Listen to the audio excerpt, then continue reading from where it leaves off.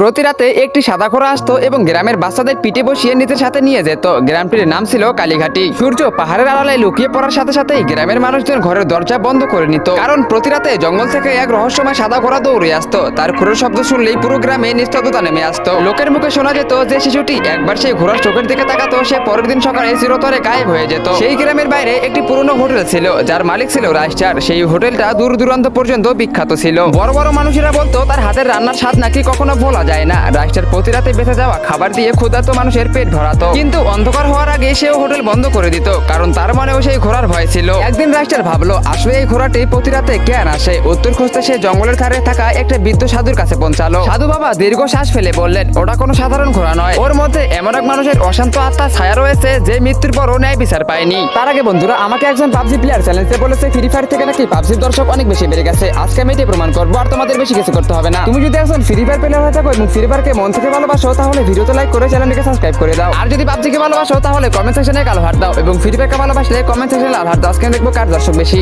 বহু বছর আগে ওই গ্রামে মানুষজন লোভের বসে একটি নির্দোষ পরিবারকে মিথ্যা অপবাদ দিয়ে গ্রাম থেকে বের করে দিয়েছিল। সেই রাতে সেই পরিবারের ছোট্ট ছেলেটি জঙ্গলে হারিয়ে যায় এবং আর কখনো ফিরে আসেনি। তখন থেকেই প্রতি রাতে ওই রহস্যময় সওয়ারি ফিরে আসে। রাইস্টার ঘাবড়ে গিয়ে জিজ্ঞেস করলো, তাহলে এটা থেকে বাঁচার কি কোনো উপায় আছে? সাধু বাবা নীতিস্বরে বললেন, অমাবস্যার রাতে এর প্রভাব সবচেয়ে বেশি থাকে, তবে মনে রেখো এটি কোনো সৎ মানুষকে আঘাত করে না। এটি কেবল তাদের পিছনে যাদের হৃদয়ে লোভ বা প্রতারণা লুকিয়ে আছে। এটা শুনে রাইস্টার ভাবনায় পড়ে গেল, যদি তাই হয় তবে গ্রাম থেকে হারিয়ে যাওয়া বাচ্চাগুলার কি অপরাধ? অমাবস্যার রাত ঘনিয়ে আসতেছিল, পুরো গ্রাম ভয়ের ছায়ায় দিন কাটাচ্ছিল। মানুষজন নিজ নিজ দরজা বন্ধ করে দিতেছিল, কিন্তু রাইস্টার এবার পালিয়ে যাওয়ার বদলে সত্যের মুখোমুখি হওয়ার সিদ্ধান্ত নিল। সে জানতো না যে আজ রাতে সেই রহস্যময় সাওয়ারির পরবর্তী নিশানা কে হতে চলেছে। আর তোমরাও যদি এটা দেখতে চাও, তাহলে ভিডিওতে লাইক করে কমেন্ট বক্সে কমেন্ট করো, পার্ট 2 চাই।